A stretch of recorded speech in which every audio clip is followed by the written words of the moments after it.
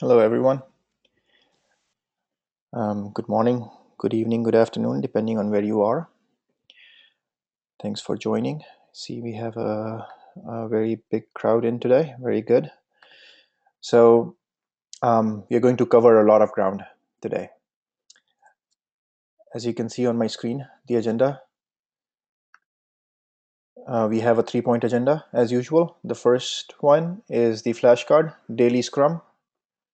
The second one is burn down chart. So, gonna learn some new technique. And the third one is a tool demo. So we'll look at Confluence. I know I have been procrastinating Confluence for quite some time, but today we'll start looking into Confluence. And I've reserved a good 15 minutes for it. Very good content management tool. Okay. And then we'll reserve some time for question and answers. And at any point in time, just feel free to ask your questions in the questions box.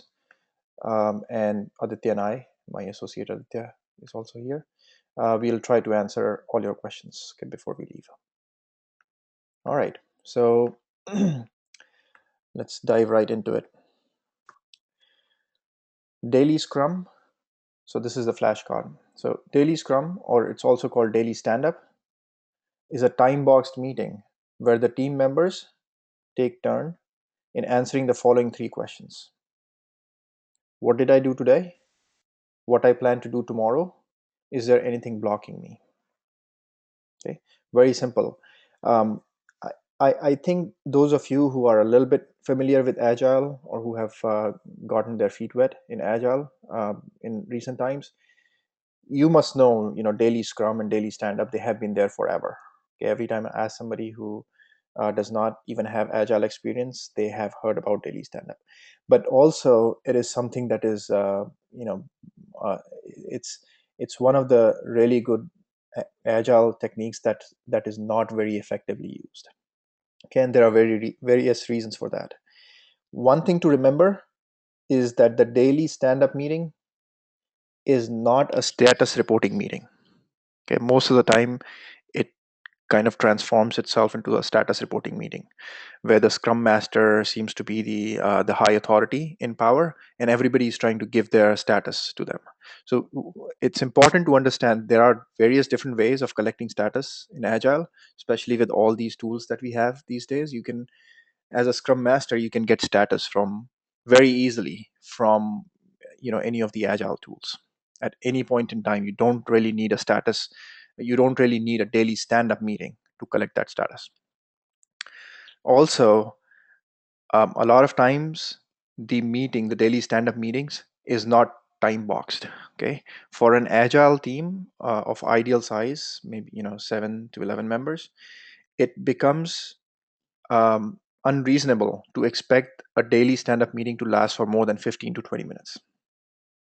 So if you are hosting a daily stand-up meeting or even a part of the daily stand-up meeting, make sure your update is short and concise. You're trying to answer these 3 questions that you see on the screen. What did I do today? What I plan to do tomorrow? And is there anything blocking me? It is not a meeting where you would try to resolve problems. Okay. You want to come with identified problems or blocker problems in, but you're not trying to resolve problems. You can hold a breakout session right after the stand-up meeting, which is a standard practice, right after the stand-up meeting to um, resolve issues. Okay, as a scrum master, if you find out that there are people who are blocked and they need to get together and find a solution for a particular issue, you can have a breakout session right after. Okay, so I'll read the definition again one more time before we go ahead. I see there are questions already.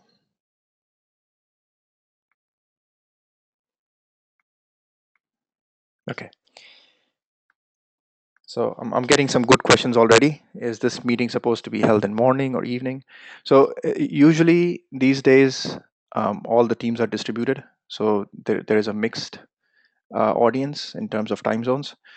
So when I say what did I do today, if you are if it is your morning, what you can do is uh, you can frame the same question as what did I do today or yesterday. Okay, so what did I do yesterday? What do I plan to do today? Is there anything blocking me? Okay, there is no hard and fast rule on when this meeting should be held. It really depends on your team dynamic and how your team is distributed. Okay. Again, so daily scrum or daily stand-up meeting is a time-boxed meeting where the team members take turn in answering following 3 questions. What did I do today?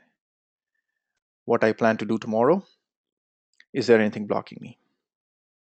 All right, just keep this in mind, and your meeting will never run over 15 or 20 minutes. Okay, let's move on. Okay, so let's talk about burn down charts. It's a very, very, very effective tool. I cannot imagine a day working in an agile team without a burn down chart, especially for all of you who are scrum masters or agile coaches or aspiring to be one. If you had to pick one artifact or or one tool that you want to um, get yourself familiarized with, it has to be the burn down chart. Okay,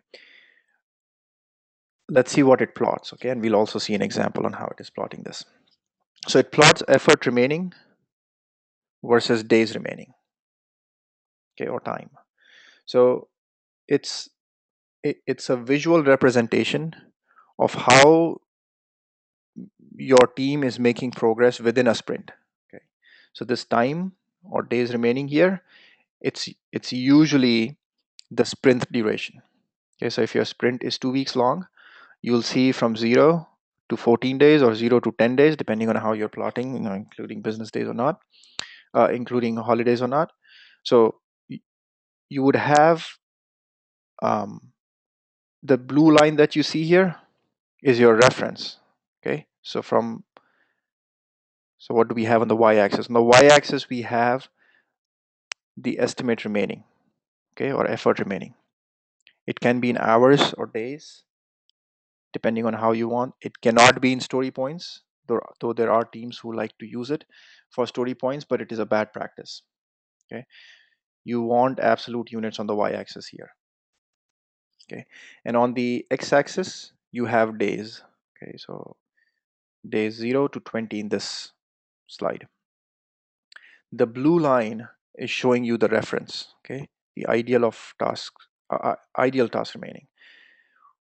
So you're starting from about a little less than 30 here and going down. So the idea is that you want to burn down all the tasks, all the effort that you have planned for that sprint down to 0 on the last day of the sprint, at the end of the sprint, right? And the red line is what is the actual task remaining. So as you're going through your sprint every day, you would plot your effort remaining for that day for the remainder of the sprint. And this red line would emerge. You can see that it is obviously not entirely overlapping with ideal, but the reason you have this blue line, which is the reference, is so that you know when it is getting deviated. So as a scrum master, if you see on the day 6th, you see that there's a big gap between the blue line and the red line. You can see that here. If there's a big gap, that means that there's something wrong. You have to take some action. So in this case, on the 6th day, you have this gap. So as a scrum master, you would want to find out what is causing it. Okay, there could be various reasons. Okay, so there are reasons like somebody fell ill, they were not able to work. Somebody, most of the time, it is somebody did not log work in your against the stories that they were working on. It's possible that somebody got distracted in doing something else. So there could be various reasons. But you want to keep a tab on this. As a Scrum Master, you wouldn't have to wait until the end of the sprint to find out that you were not able to complete what you were committed, because you had problem in the first 5 days of the sprint itself. You would know it on the sixth day, right? So very, very important artifact. Let's have a look at an example. Before we do that, just a uh, quick review that you're plotting effort remaining versus days remaining or time. Okay, so as long as you remember that, you would get it right. Also, I have a blog on online which gives you the detail on how to start, how to get started to use burn down chart. All right, so let's look at an example how we can plot this. So let's say, and this is a very simplistic example, may not be very close to the real world, but it will give you a fair idea on what we are trying to do here and how it is going to help us. Let's say there are 4 tasks. Okay, I've used the word task very loosely here. In practical world, it would be stories. So let's say you have 4 tasks or stories here. Okay, the first one is code the user interface, code the middle tier. Third one is test the middle tier and write online help. Okay, now on Monday you would write, and let's say the sprint is just a week long, so Monday through Friday, that's your sprint, and these are the only 4 tasks that you have to work on. So on Monday, the first task has a remaining estimate of 8 hours. Okay, in this example we're using hours as our y-axis unit. The second task has a remaining estimate of 16 hours. The third task has remaining estimate of 8, and fourth one has a remaining estimate of 12. So if you add them up, it comes to about 44. Okay, so on Monday, the summation of these remaining tasks is 44, which is plotted here. All right, so this is your first plot. Let's say you worked on Monday, your whole team worked on Monday on all these tasks, and on Tuesday morning when they come into the office, you assess the remaining time on these tasks again, and you come out with these. Okay, so code the user interface has a remaining estimate of 4 hours. Middle tier has remaining estimate of 12. Testing the middle tier has a remaining estimate of 16. And the summation of that comes to around 30, and you plot it on Tuesday. All right, so you do the same thing on Wednesday and so on. Right, so it seems like you finished the writing of the online help on the first day itself, and everything, the first task, code the user interface, you finished by Wednesday.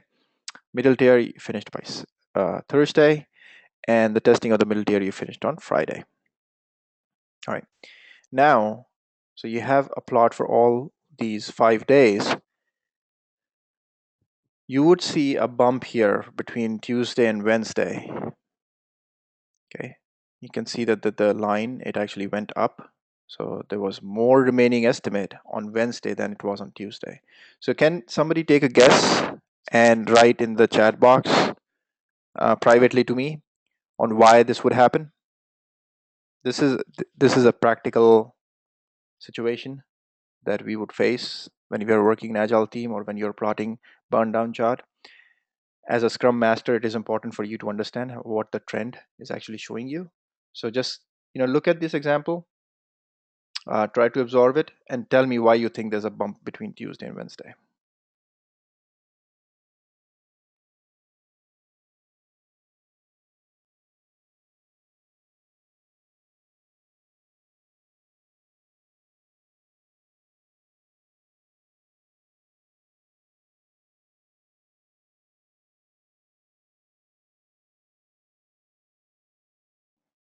Okay, I'm getting really good responses.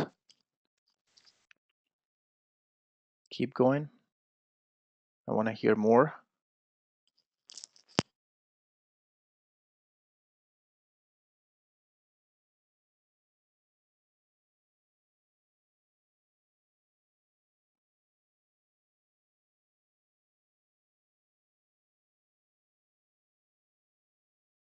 Okay, some more good responses.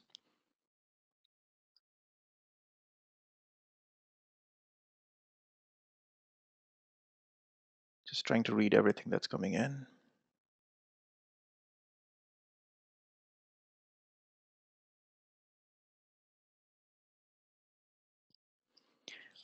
Okay, very good, very good. I'm very glad that a lot of people have responded. All right, so there are there can be many reasons. Okay, in this example, one thing that is very evident immediately is you see the test middle tier. It had a remaining estimate of 8 hours on Monday, and suddenly that remaining estimate got bumped up to 16 on Tuesday.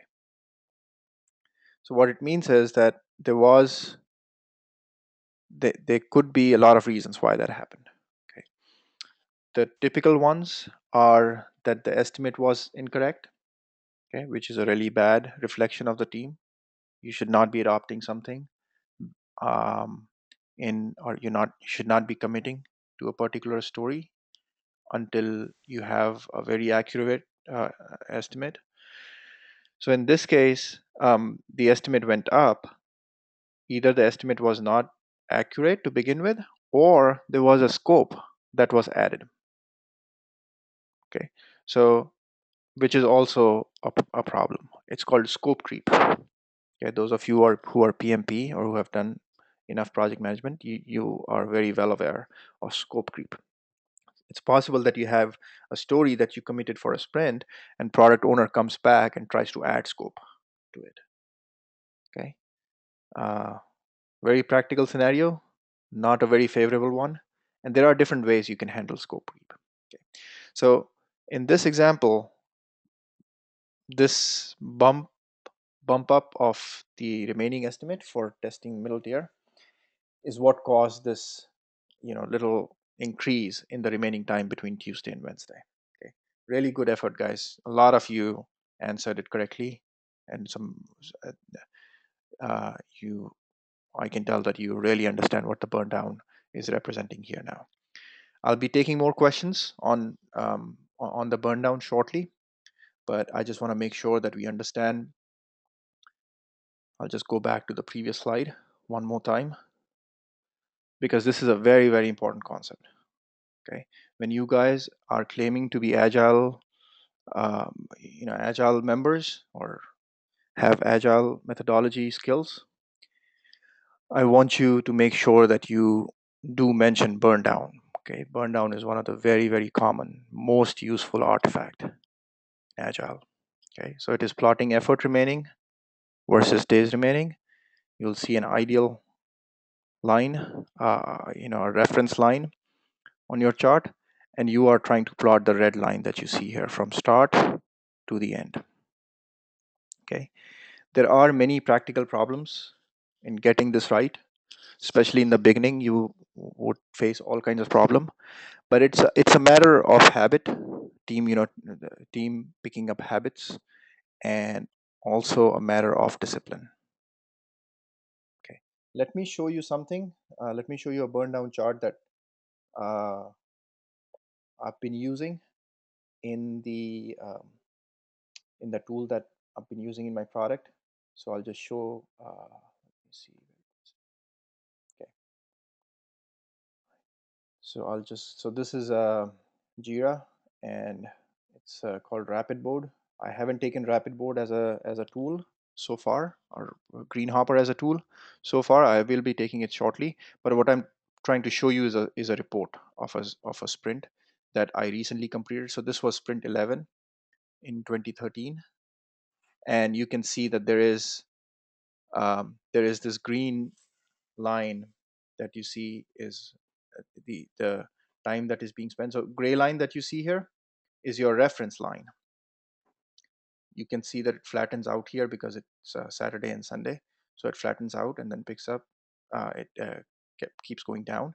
So this is a reference line, and we started with 488 hours. So you may see it's a little different than the example that I was showing, but you can see that there's a downward trend. This red line, you can see that there's a downward trend. Okay, that's what we are looking for. That's what I was trying to represent on my slide as well. There are some extras that Greenhopper gives us, which is this green line showing how much time you have actually spent, which should be correlated with the red line that you see that's going down. And at some point they would intersect, but it's giving you a very good visual. Okay, every time as a Scrum Master myself, if there is a bump here, you see how this red line kind of jumped on 14th August. Okay, this is um, this is a bad sign. So what happened was somebody actually added some new stories in my case, which is why suddenly the remaining estimate went up, almost went up to the day on which we started. Okay, so we start going down again from there. But what I'm trying to show is that this is a incredible tool that you can see while your sprint is running. As a Scrum Master, you don't have to wait until the end of the iteration. All right, so let me come back to my slideshow, and I will take some questions here because this is a very important topic. I don't want to wait all the way until the end. All right, let's see.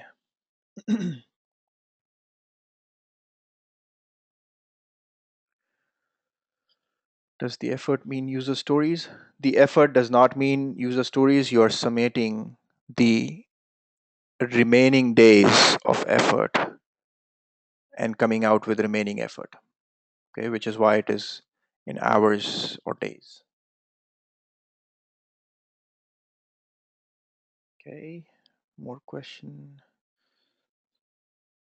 Please elaborate y-axis. Okay, so y-axis is showing you remaining effort. Like I was saying, you summate everything that is remaining. You will need absolute units for that. Okay, it brings in a little bit of problem because I remember we were talking about story points, which are unitless. So you have story point estimates, but at any point in time for a given story, you want to know what is the remaining time. Okay, you don't have to estimate the whole estimate in days or hours, but as you start working on a story, you want to know what is the remaining time. Okay, and you summate the remaining time for all the stories that you have committed in the sprint, and you do that every day and plot it here.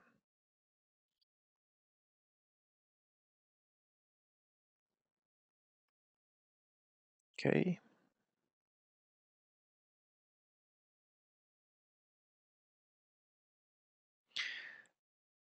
Is there a burn up chart? Yes, there is a burn up chart as well, which I have not covered yet. I will be taking that in the next webinar that we have on the subsequent Friday, which is going to be on the 13th September, I believe.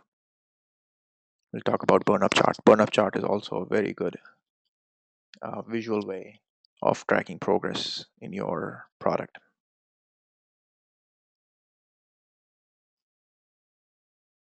Okay. Is this chart for the sprint? Yes, this chart is mostly used for the sprint. Technically, you can combine multiple sprints, but it is not recommended. The reason why we do it for sprint is when you have planned for a sprint or an iteration, you know exactly the quantum of effort or exactly the number of stories that you're going to take in a sprint. You are actually committed to that. Once you commit, you are tracking progress against that commitment. Okay, and towards the end of a sprint, you plan for the next sprint. Okay, so you haven't really planned for the next sprint. So burn down would make sense only to track progress against your commitment, against the stories that you have promised to the product owner. Okay, hopefully that answers that question. Every sprint will have a new chart. Yes, every sprint will have a new chart. Let me go back and show it to you. So I was showing you sprint 11. I can also show you sprint 12, which is not looking very pretty right now. So you can see, I mean, we're using Greenhopper.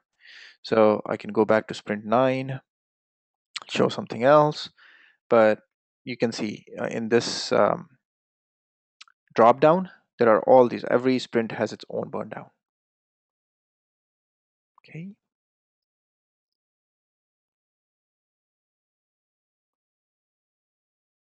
Okay, information radiators. Yes, information burn down chart is one of the artifacts of information radiator. Information radiator is a different subject altogether. I'll try to cover that. I'm taking a note. I'll cover that as one of the major topics in these free webinars. What is iteration timeline? Iteration timeline is nothing but the days on which you're doing. So in this case, the graph that I'm showing you right now, which is of the real data, you can see the iteration timeline. It started on 12th of August. Okay, you can see that on the x-axis. And we have a 2-week iteration, and it finished on 26th of August, or technically on 24th of August because it was a Friday. Okay, so this is the timeline.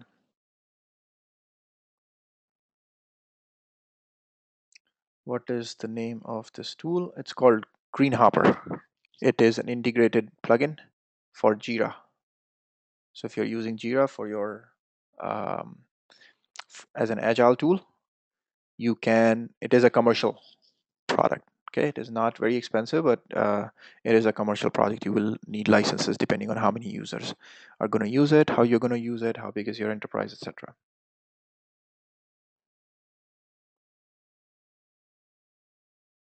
Okay, so you would have questions if you are planning to take ACP or CSM.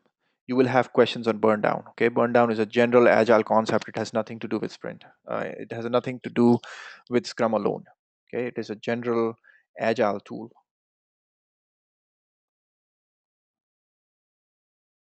Okay, all good questions. I'm confused about the hours on y-axis. Let me read the questions. In 2 weeks, we do not have 549 hours. Okay, good question. On the y-axis, in 2 weeks, yes, we do not have 500 hours, but you are trying to summate. You have a team. It is not just one person who's working. So it is in my team there are 9 members.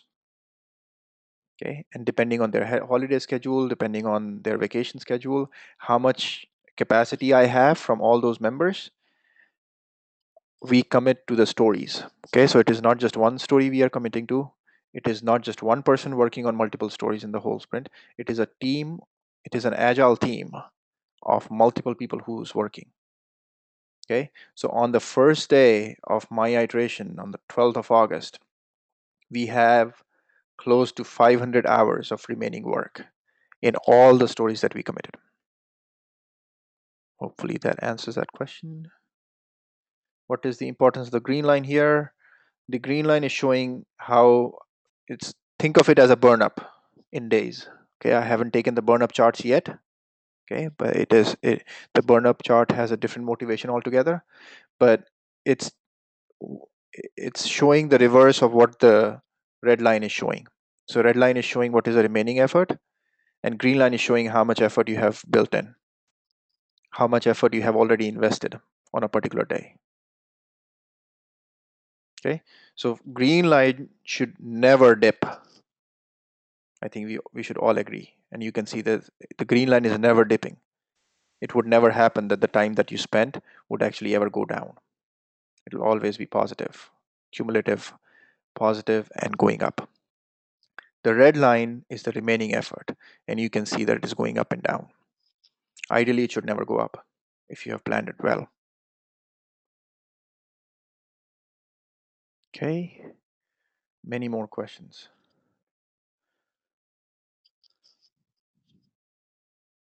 I'm able to track only hours burn, not the task status. That is correct. So you are not looking at the tasks alone here. Okay. The task status is you're tracking in your daily stand up. Not really, I don't want to say status. The, the individual tasks you can track in the daily stand ups. You can track in your Jira as a separate task itself. How we are building towards it. So this is not for one task, it's for the whole team, everything put together. We're trying to see a trend. You're trying to identify problems early on.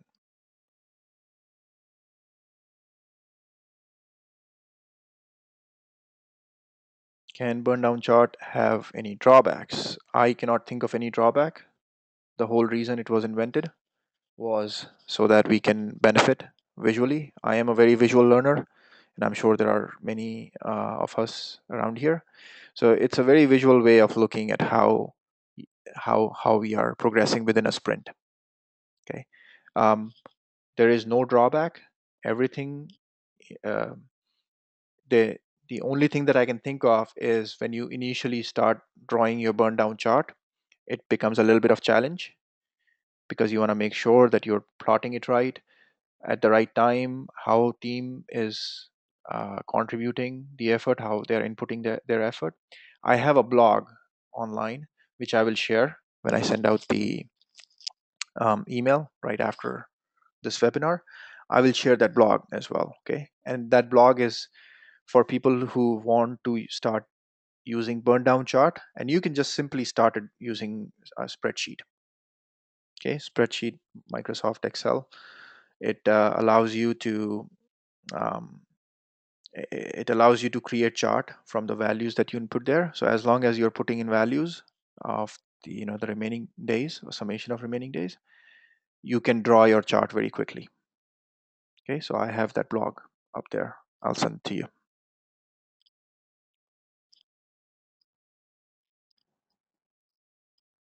Okay, there are more questions.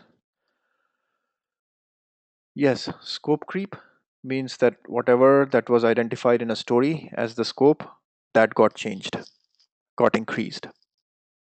Okay, which means that your estimate would increase, which means that you have technically overcommitted for a sprint. And overcommitting is never a good thing. Okay, what it would appear in your sprint board is that you are finishing that story, but uh, you have committed that based on an outdated information of that story. So scope creep, I'll just quickly there are various ways of handling it. Okay, one way is that you carve out a different story for the added scope and put it in your backlog and prioritize from there. So whatever the added scope is there, you may want to take it up in the next sprint or so. Okay, also what you can do is, if you want to add that added scope in the same story that you have committed for the sprint already, you may want to swap stories. You may want to take out a story from the sprint that you committed for before in exchange of this added scope. Okay, so there are different ways of handling that.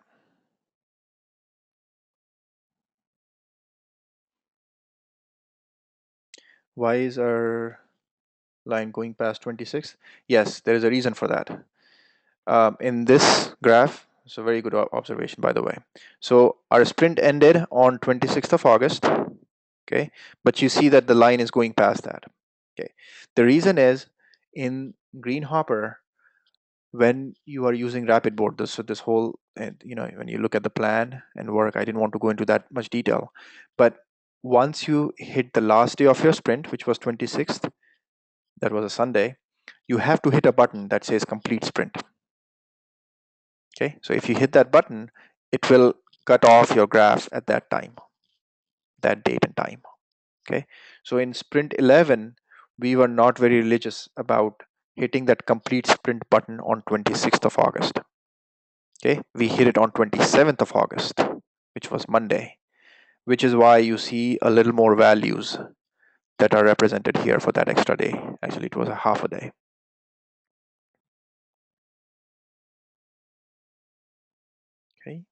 Good question.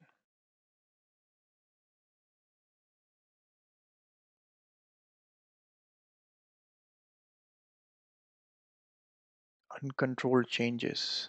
Not sure I understand that very well. Okay. Yes, so this is from the previous sprint. This graph that I'm showing you is from the previous sprint. I'm in sprint 12. This is from sprint 11.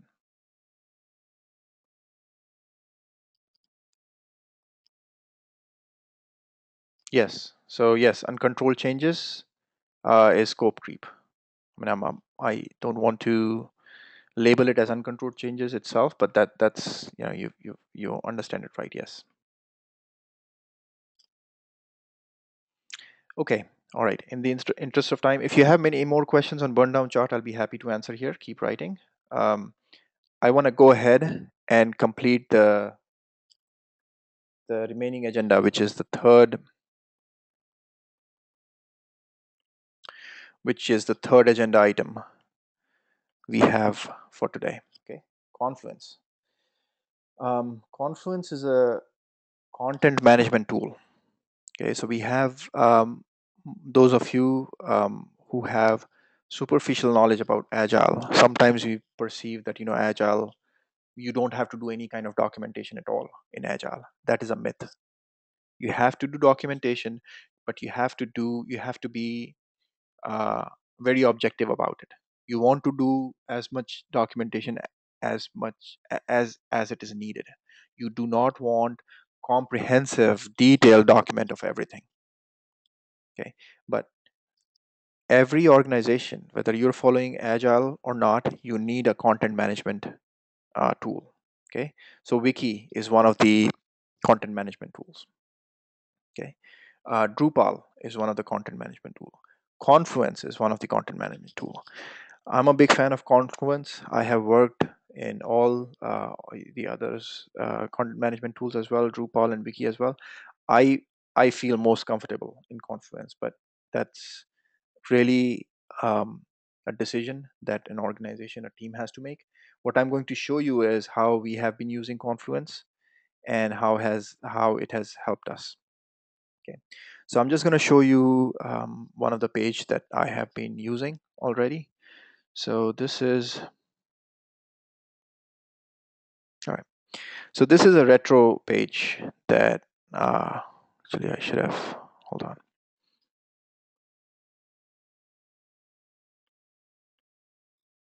Let's refresh. All right.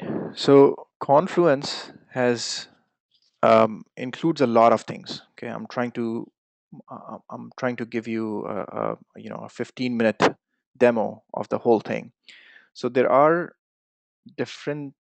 So think of everything as page. Okay, so you are adding pages in space. So you have predefined space. There's an administrator uh, who defines what are the different spaces that you may have. So in our case, I'm just going to shrink this window a little bit.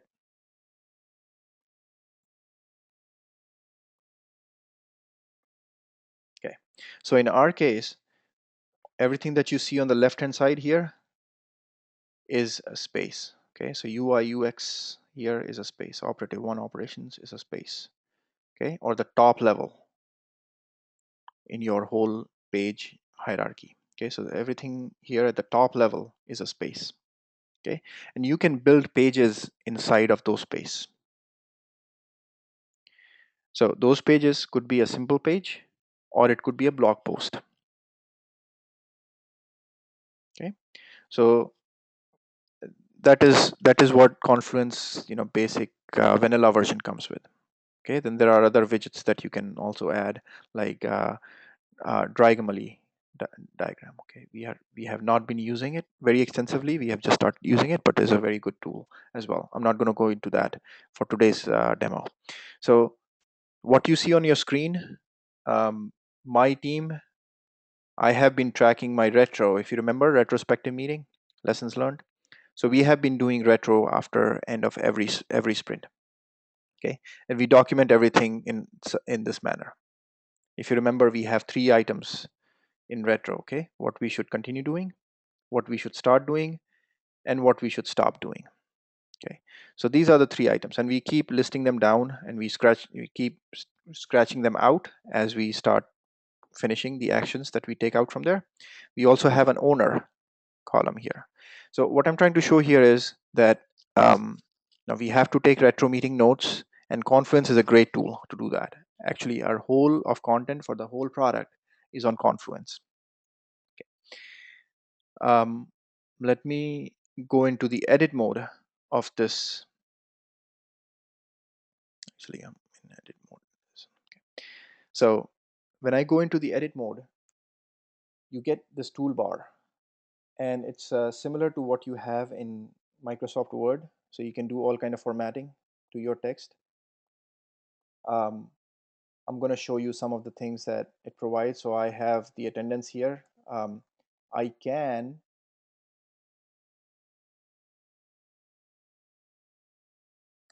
I can specify, I can link the actual username here. So if I have to do James, so James Matthew, I can just do @ and start typing the name of the person, and it will show me just like you have it on Facebook.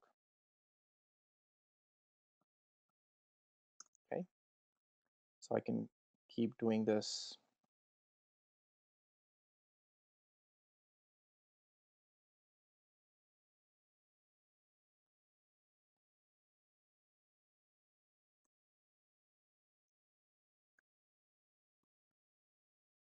Okay, and so on.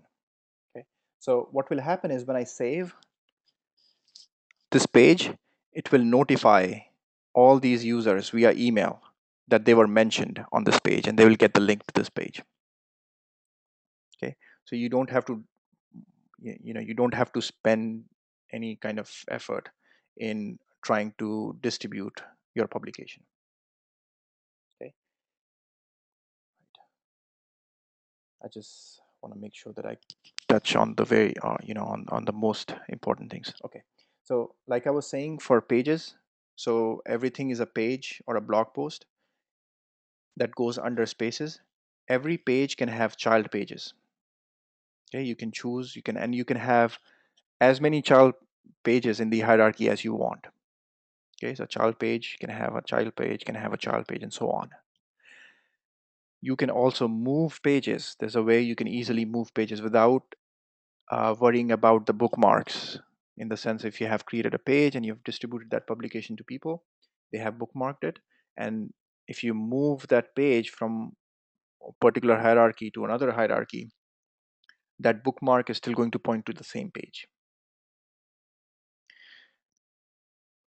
Besides the simple pages, you also have blog posts, okay, which are like, writing blogs. Okay, so if you have a content management system which is hooked up with the internet and allows search engines to crawl through it, your blog post will get uh, um, will also be listed there. Okay, also you can save drafts. Important thing about drafts here is it happens that you're trying to write pages, and they take a significant amount of time. You don't want to keep hitting save. Okay, so just like Gmail auto saves your emails while you're writing them, Confluence also auto saves your drafts as you're writing them. Okay, so the only way the blog pages and pages are different is the way they are exposed to the world, and the way there's also a difference in the way, some of the widgets that you can add on the blog post. If I'm not able to cover that today, maybe I can cover that in the next subsequent sessions. So coming back to what I was showing you, um, so we talked about adding pages, blog post, hierarchy, autosave, inserting users. We have already talked about that. Table of content. Okay, so let's try to add a table of content. So table of content works off of the headers. Okay, if I click here, you can see that it has all these headings that you can specify. Also, you can have a pre-formatted form. So let's say uh, if you have special formatting that you have already written down somewhere, maybe in Word document, PowerPoint, or spreadsheet, you want to copy that as it was formatted there, you can just copy that and uh, mark it as pre-formatted. Okay, and then you can have all these headings just like you have in Word document. So the way table of content, so you have all these icons here, different widgets. So when I click on insert, okay, there are all these things that you can do. What I'm trying to do here is I'm going to go into other macros, formatting.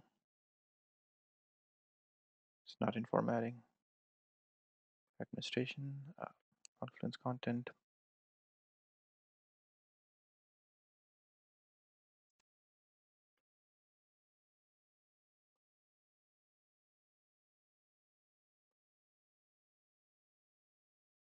table of content. Okay, so I can click, select this macro. Okay, and it'll show me, what, how the table is going to. So it's showing me a preview on how the table is going to look like. So in this case, I had just 3 headings, which are the main agenda items of a retro meeting. What we should continue doing, what we should start doing, what we should stop doing. So I do insert. It inserts the table content here. Because I'm in the edit mode, I'm going to save this and show you how it looks. So it looks like this. Okay, so now I can navigate.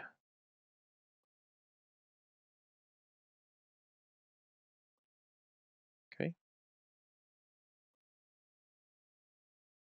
all right. So this is table of content. Now let's do something more. Okay, so you can also insert. So in this case, uh, you can remove rows. So I want to remove this first row in what we should continue doing. I can remove it by this icon, so it's gone. You can link your Jira tasks or Jira stories in this directly. Okay, so I'm going to do this here right now. Okay, so what you do is you go to insert a Jira issue, search for a Jira issue. In this case, it is 00-12299. Search for it, finds it, insert there. When I save it, it will appear like this. Okay, so it is kind of embedded here, and it also shows you the summary of that issue, and you can navigate directly from here. So if I click on it, I can go directly to the story where I have all this good information. Okay, and all the chatter, comments, attachments, etc. Okay, so I can directly navigate to my Jira issue here. Okay, let's do something more. What you can do is you can also insert some of the other formatting things. So you again go to insert, other macros, formatting. Let's insert a tip here. Okay, so your tip is following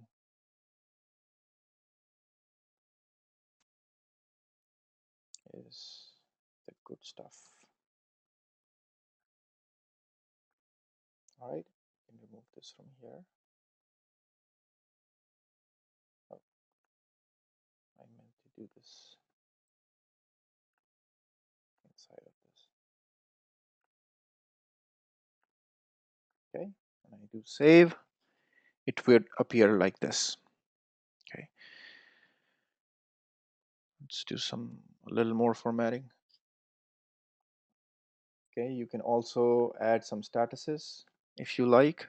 So there are macros, there are many macros. We're not going to go into every one of them. I'm just trying to demo a few few of them that I use pretty consistently. So I can insert a status with the color. So I want to enter this, edit. Okay, so if I'm trying to make a particular status stand out, I can have it stand out like this. So I can see that this particular action item from my retro, what we have to start doing is pending, has not been completed. So I can mark it as a status red. Okay, let's do a little more fun. Um, Also, you can have tables within a particular box. Okay, so in this case, you have, okay, in this case, you have a stop box. Okay, what appears to be something like this. Okay, just like we have a tip box, we had a warning box, sorry. Okay, so within the warning box, you can also have tables. Okay, so you can also format within that box. You're not just limited to simple text. You can have complex formatted rich text inside it. Okay, I want to see, I want to show you more things. Labels, yes. So labels is a very powerful feature in Confluence. It's like you're adding tag. When you are searching for something, the tags, they are also, you're searching against the tags, not just by the summary or the title of the page. So in this case, I have added labels like lessons. So I can add another learnings. Okay, I can separate them by comma. Okay, um, improvements. I can add them. Okay, so these tags, they would automatically, when you're searching, let me close this. You have the search feature here in Confluence. So when you search, or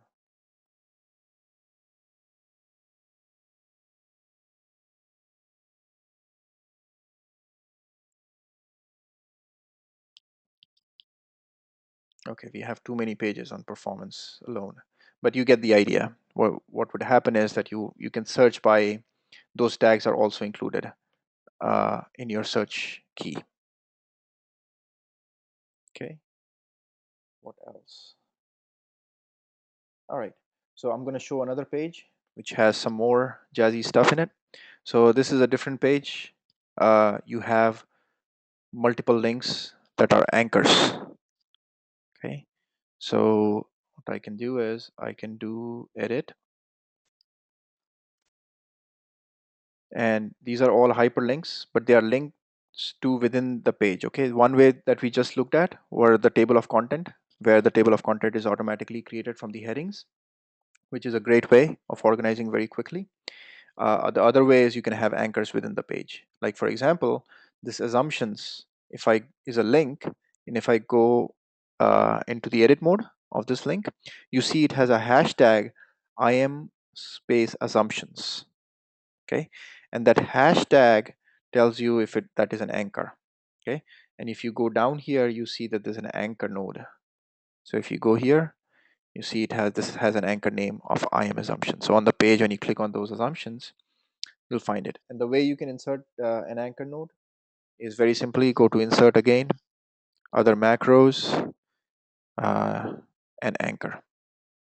Okay, now since I'm in all these macros here, you can see that there's a big bunch of macros that you can insert. Very, very useful. Okay, obviously we don't have enough time to go over all of them. You may not want to use all of them. We are not using all of them, but you can have activity stream. You can have charts. Charts is very useful. I wish I had a page that I can show with charts, but don't have it right now. You can create charts, very beautiful charts in your pages. Um, you can have diagrams that you can insert. A lot of times we have this need of design documentation, especially I'm talking in terms of technical things. When you have created UML diagrams, ER diagrams, etc., you can directly embed those diagrams in your page, okay, using this diagramly tool macro. Okay, you can insert media, can have HTML formatting on the page, can have Jira issues. We have already looked at that. Can labels, talked about them.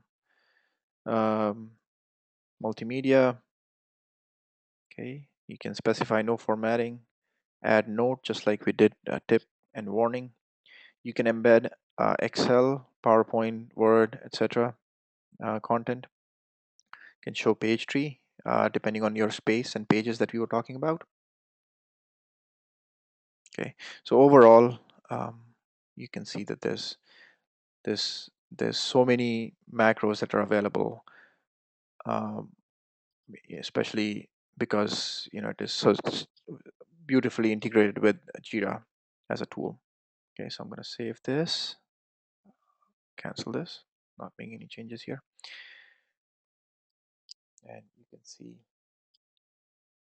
Okay, so you have all these. You can do really good stuff with this Confluence. I'll just focus my attention on the left hand side a little bit. Content management is not an easy thing. Okay, those of us who have dealt with documentation and publications, content sharing within the organization, organizing uh, data, it is a very, very comprehensive, daunting task. Okay, Confluence helps us in doing a lot of this, but ultimately it boils down to your organization skills. But this is a very good way, a very quick way of setting up a system, a content management system, within spaces, and the kind of flexibility that it allows is just immense. Okay, you can have as many child pages as you like. You can see there are pages within pages, so you can have hierarchy, very uh, elaborate hierarchy. How it is a good agile tool. um, I wouldn't necessarily uh, categorize this as only agile tool, but we have things like what I was showing, like we have retro. Okay, so retro is one of the most important meetings that you may have in your sprint. You want to document all these things. There is some level of documentation that is still needed in agile. Okay, useful, very useful. um, and Confluence would help you with that. There are other tools as well. Like I said, there's Wiki, there's Drupal, there are many more, and it really depends on how what you want to achieve in your content management, and what your organization is more familiar with. Okay, with that, I would like to just look at a couple of polls. We are running short of time, but I really want to look at just go over a couple of polls, questions that are useful from what we have learned today. The first poll is coming up on your screen right now. Please go ahead and answer that question.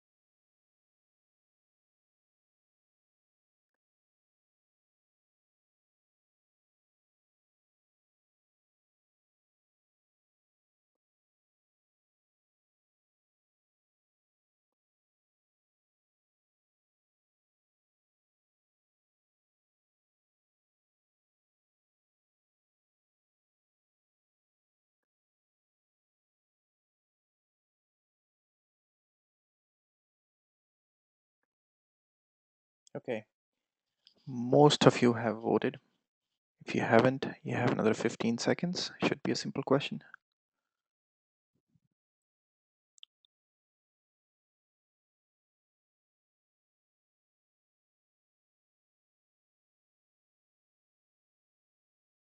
Okay, closing the poll now. All right, the correct answer is D, all of the above. So what is the purpose of a daily stand-up? We learned in the very beginning of this webinar. It's everything. Okay, so you're doing knowledge sharing. If you think about it, it's a team huddle. Everybody gets a sense of belongingness in a team. Also, you do identify blockers. Okay, one of the major benefits. And yes, so all of the above. Okay, some of you only chose identify blockers, uh, but if you think about it, you are doing knowledge sharing. You are also doing a team huddle. Okay, let's do one more, and then I'll take up. There are a couple of really good questions. I'll take those.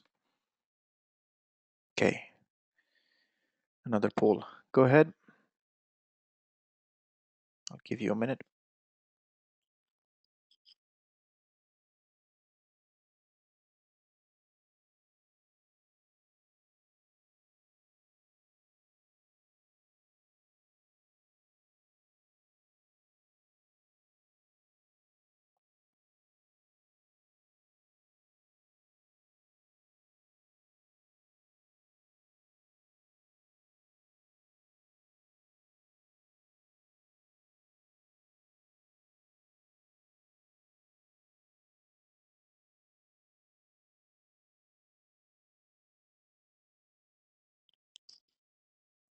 These are rudimentary questions about Agile.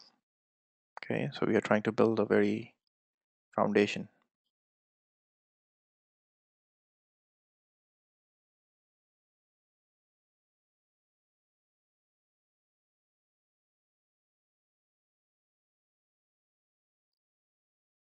Closing in 15 seconds.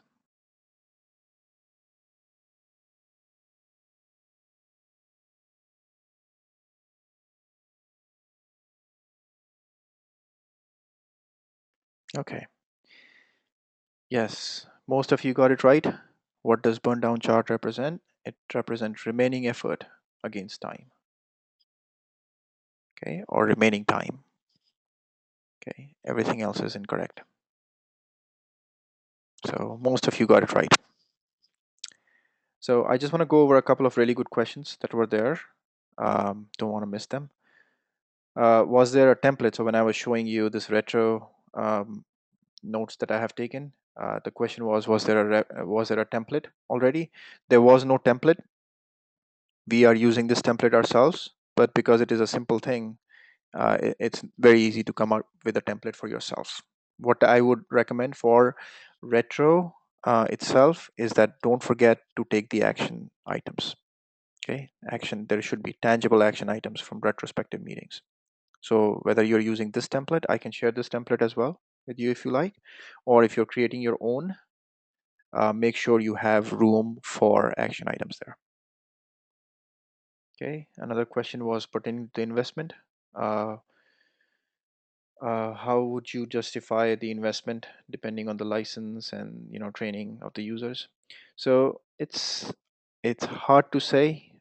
We have um,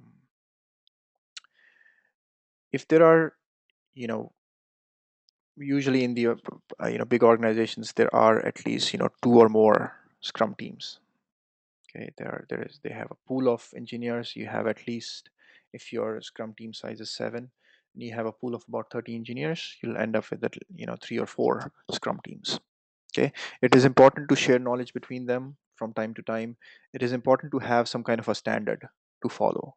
So if you do not have a tool, a very well evaluated tool for your benefit, you are going to get into trouble.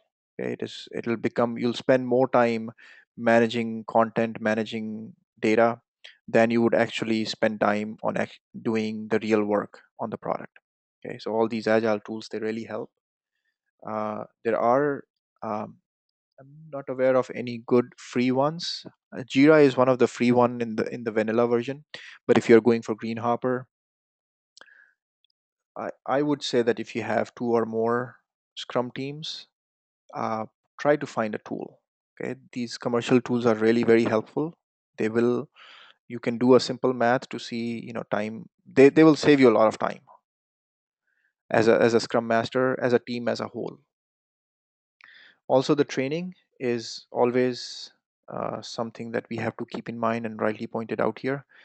It takes a little bit of time to get trained, to get acclimated to whatever tool that you're using, and tune it to the best of your abilities in terms of making it align with what you're trying to achieve in your agile teams.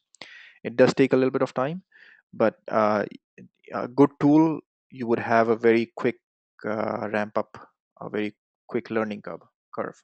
Okay, and Jira is uh, one of such tools. There are other tools like Mingle from ThoughtWorks. There are a few more. I am planning to take one tool as an agenda item in every session that I hold. So it's really up to you which tool you feel comfortable with, which field you think you can pick up. I hope that answers that question. Let me see if there's something else. What is the process of taking Scrum Master certification? Please ping me offline. Let me show you my whereabouts.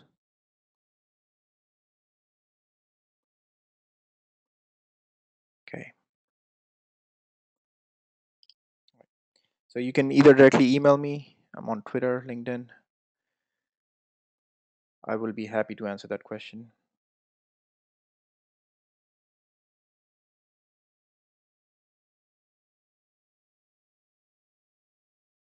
Could you redefine what the word Scrum team is? So I think it is a very basic Scrum related question. It's not very easy to define in just few words, but it is, usually you have a team of about seven plus minus two team members, product owner as one of the roles, Scrum Master as one of the roles, and team members, okay, which are cross-functional. Okay, need this tool. It's based on the size of the product of the project. Yes. So if your project or product is small, you don't really need a very elaborate tool. You may be able to find a simple vanilla free tool that may suit your need. Otherwise, you can get some more plugins or separate, more commercial tools that can do a lot more.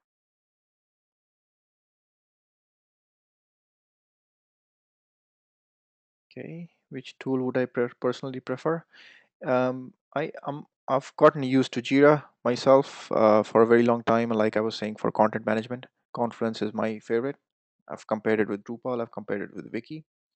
I personally prefer Confluence. It has a close competition with Wiki as well. From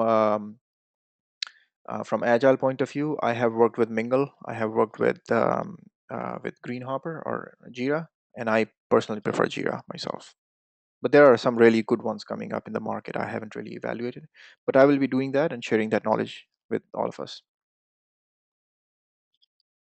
Okay, so just very quickly before we end, the next free webinar is going to be on 13th September. Okay, I personally want to thank all of you. You have been very disciplined in joining these, and I see the crowd is growing, which is a good sign. I'm happy that more and more people are interested in such webinars. There is an 21 PDU training for ACP certification. Those of you who are interested, you want to get trained in Agile as a whole, there is a gruesome training that is coming up on 7th and 8th all day long. There will be breaks, but it is going to cover a lot of things, tools and techniques, knowledge and skills. It's going to cover everything that is under the umbrella of PMI's Agile outline. Okay, you can go to this URL searchschool.com and just click on Agile classes. It's in the menu and webinar. So if you're interested, you can register there. We have less than 2 weeks left for it, actually 10 days. Okay, so usually there's a group of about 5 to 6 students. Sometimes it's a bigger group, but I'm not expecting more than 6 or 7. Usually the interaction is better if it is a smaller group, but feel free, there are still available spots, and it is going to be very interactive. I will be sharing my personal experience on Agile, not only covering everything for the content outline of the certification. There will be a lot of sample questions on how to take the exam, what are the topics they would be focusing on. So a lot of good stuff. It's a certification that you can take up very quickly. If you start today, even if you're new to Agile, you can be certified in less than 6 weeks. Highly recommended.